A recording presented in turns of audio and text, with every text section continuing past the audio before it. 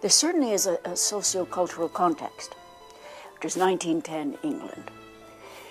But Caroline H. isn't so much interested in exploring, going through with an exploration of classes and social injustice as, say, Bernard Shaw would be.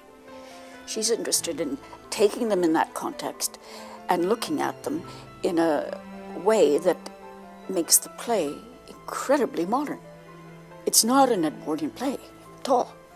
We knew the people had to have the silhouette and the appearance of Edwardian.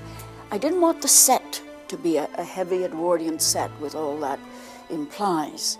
First of all, the play is written cinematically.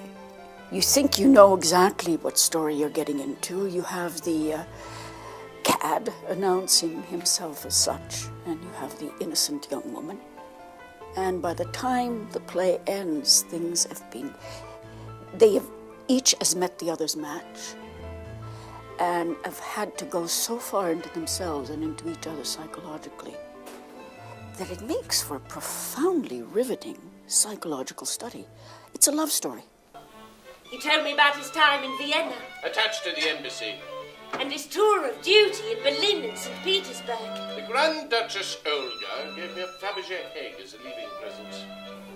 In this, we have a leading man that from the very beginning, the audience doesn't really trust. They know where he's coming from, and every move that he makes that she falls for, the audience knows. And it's such a great feeling on stage to know what the audience knows, you know, and they feel they're one step ahead of you.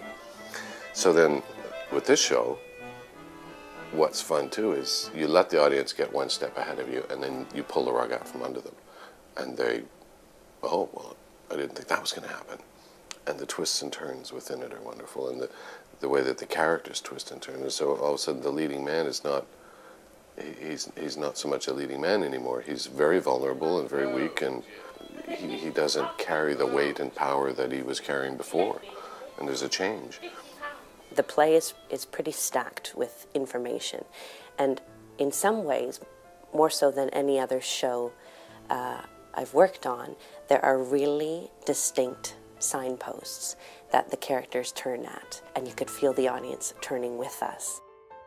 I've never done a two-hander before, and I love it because from that first moment that David speaks, we're on the ride, and it's a 2-hour journey full of these fantastic twists and turns, and it's a story we really enjoyed delving into, and I think that because it's well crafted, it's carrying us in them. You just hope that you made enough of the right decisions for things to follow through. The actors were very helpful with this.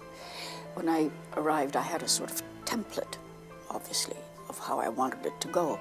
But I wasn't entirely sure of where we got poetic, as you say, and where we were literal. So together we kind of evolved.